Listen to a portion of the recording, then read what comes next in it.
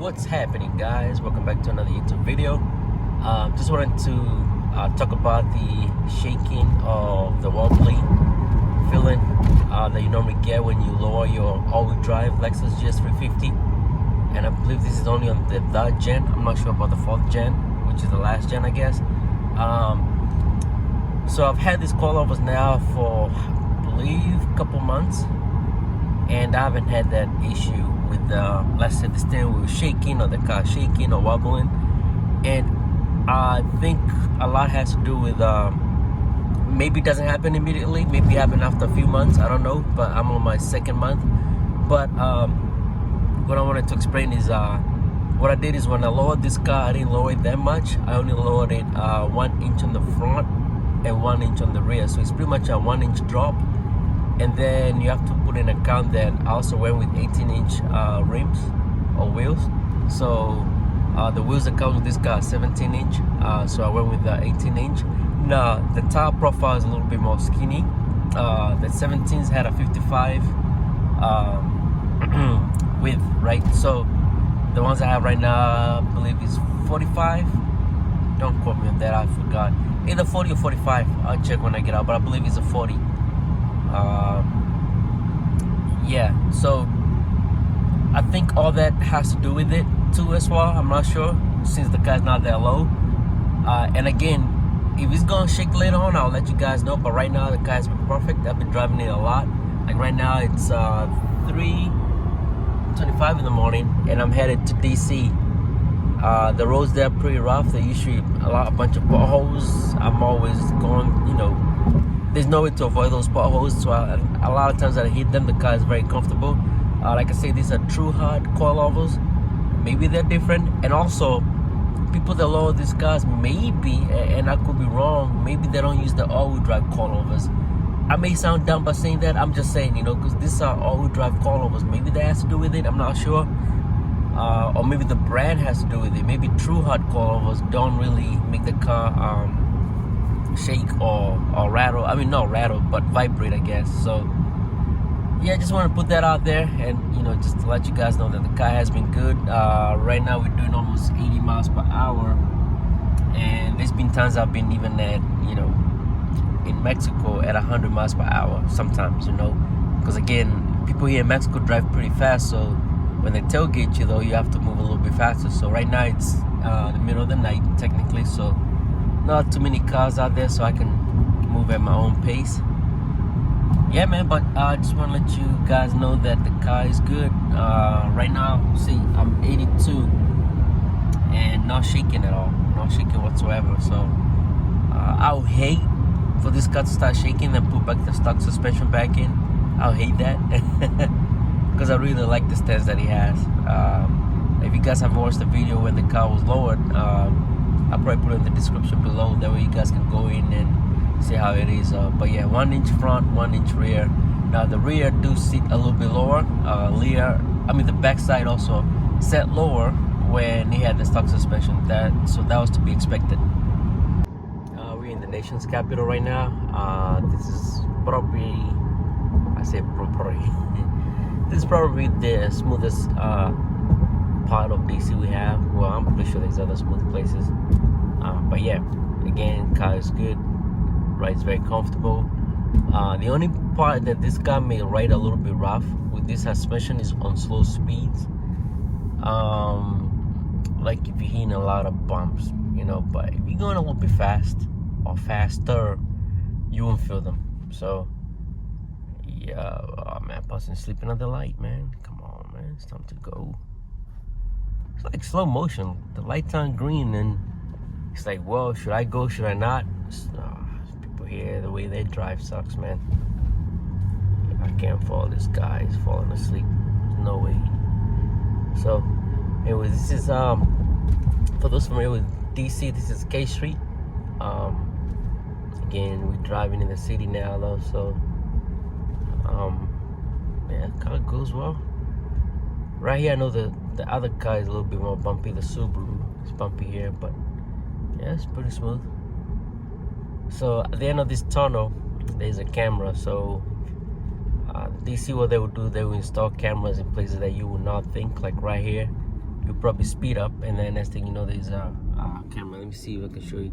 That's it right there at the end. So if you're going fast, more than 25 miles per hour, you get a very friendly email. I mean, not email, but mail with a hefty price or hefty fine of going fast. Like this one part is pretty bumpy, so we got a lot of manholes. So let's see how we do.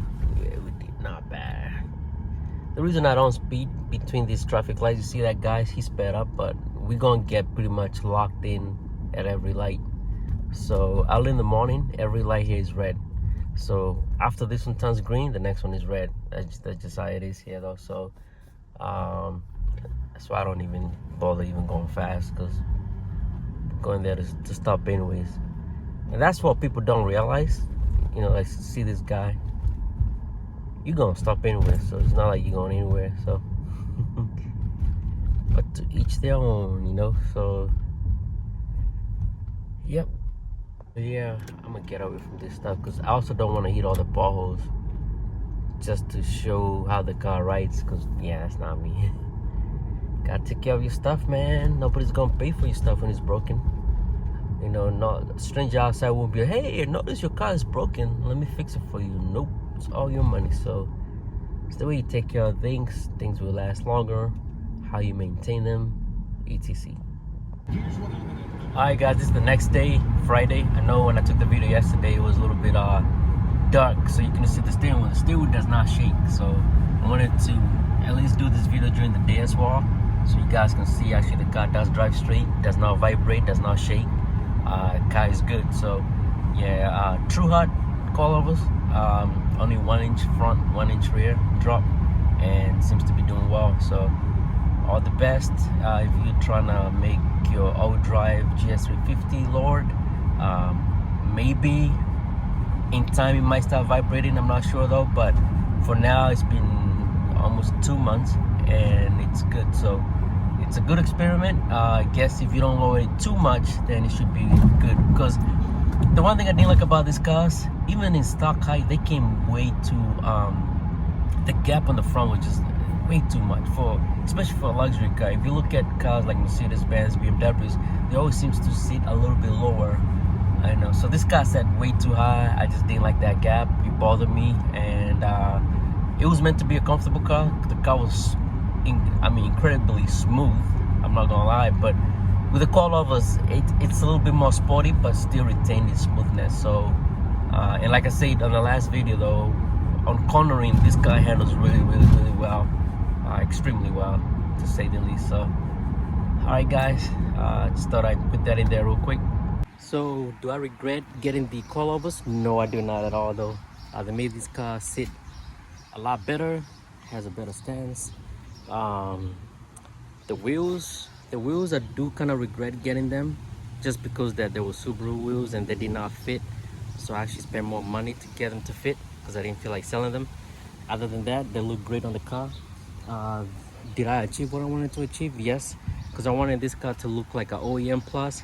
I've caught quite a few people so far, especially when I go to grocery store, look at it and you can see they have question marks, and hopefully it's good question marks actually, because sometimes I think they're scratching their head trying to figure out if the car height is stock, especially if you know an all-wheel drive GS350 or GS300. Well, I guess they made it in 300 as well, right?